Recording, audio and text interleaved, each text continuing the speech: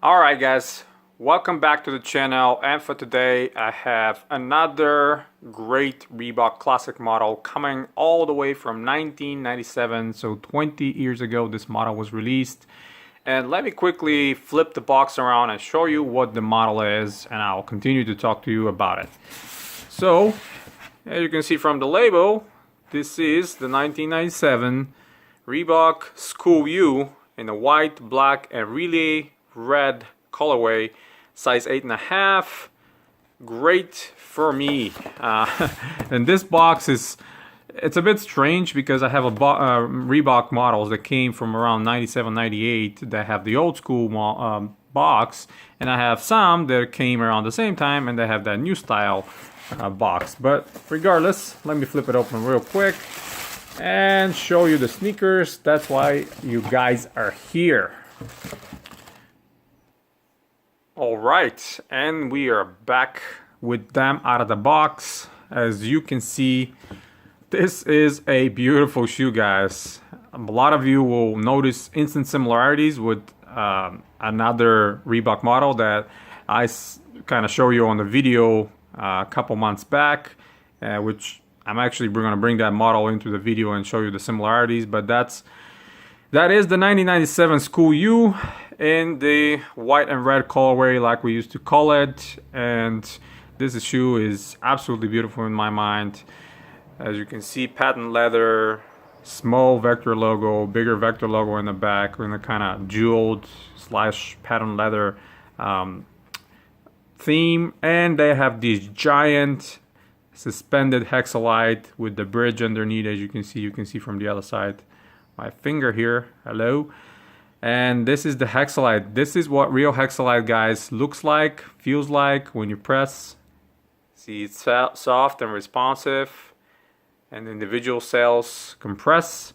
This is just absolutely amazing. Fully wearable. Midsole is very soft and responsive as well, because they use later kind of phylon style EVAs and not the polyurethane. And the outsole is this speckled Reebok ice. As you can see, Reebok logo right on the arch bridge, and you can see the hexalite here as well. And on the back we have another vector logo.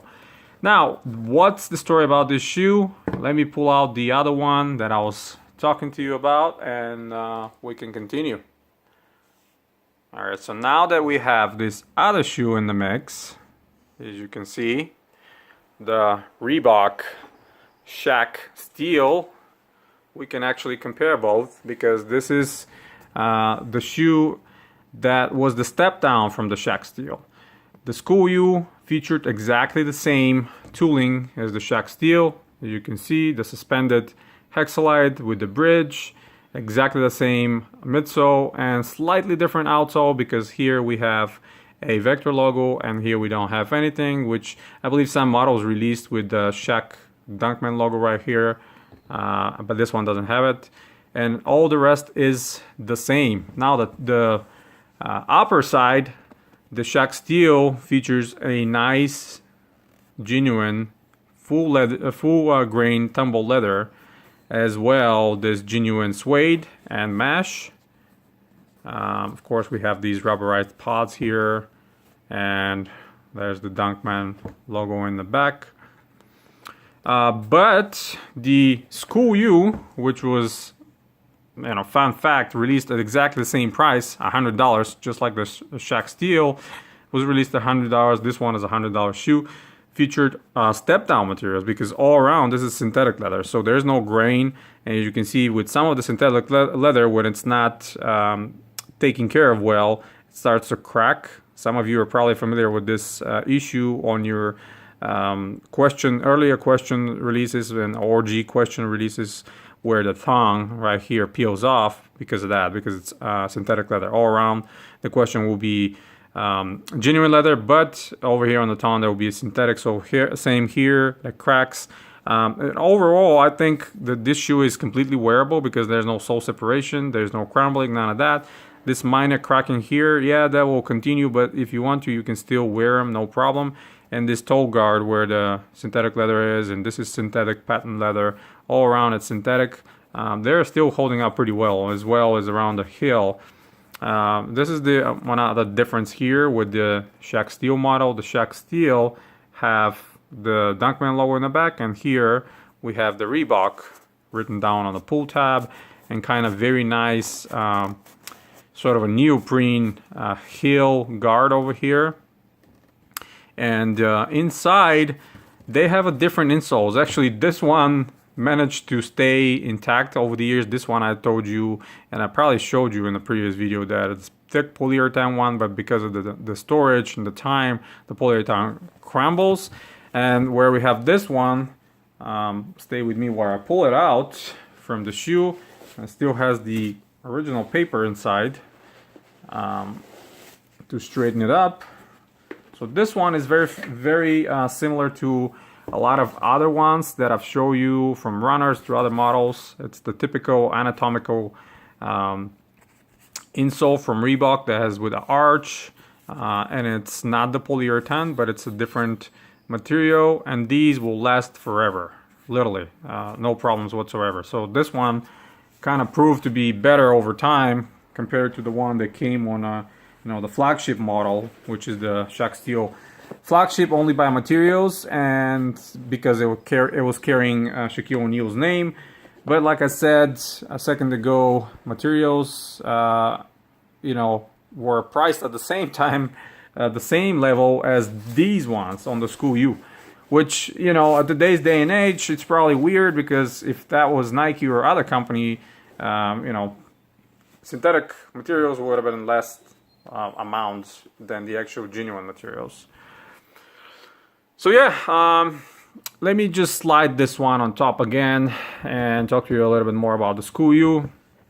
So like I said, 1997, a lot of models came out from Reebok at that time.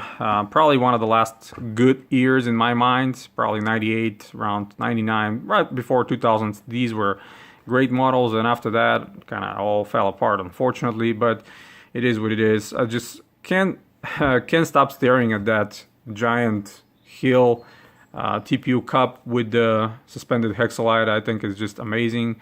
And again, when you step in them, it feels like you're stepping on clouds. Super comfortable shoe. Inner liner is very thick as well padded. Thon is well padded as well, and as you can see here on the thon, some more crumbling, and see how it flakes off when you run your finger off of it, and some of that is on top of the laces. So that's the only negative, kind of the only problem with having the shoes with synthetic leather, especially at this part of it, because this one holds pretty well. I don't know what kind of a cover they sprayed on, but this holds well, and this one not so much. Yeah, that's I guess pretty much it, guys. I mean, what else to say? This is another amazing find for me. Scoop those up from a seller on eBay with a quickness for $80 or $80 or $60. Wait a minute. Yeah, it was around $68 shipped, along with another pair. But I think in my book that's a great price. It's absolutely amazing to find a shoe that I've been searching for a long time. Very interesting lacing system, by the way. They have these loops, and by the way, I don't know if the camera will pick that up or show it, but these are actually metal. They're not plastic. So I try to bend them on purpose and see if they're gonna break, but no. These are metal. They hold pretty well, and they kind of have these bungees that are tied in. So when you tie those shoes up, they're really holding your foot in place really well. One thing to notice, and I think it's the same thing with the Shaq Steel over there, how narrow the toe box is. I think because the tooling was tailored around Shaquille's needs, and his feet are long. Maybe that's why that was done, but that's just my theory. But yeah, that's pretty much it, guys. Thank you very much for your support. Hit the thumbs up if you like the video. If you're not a subscriber, why don't you consider subscribing? There will be a lot more vintage stuff coming up. I'm planning to bring you a lot more. Until next time, guys, you have a wonderful day.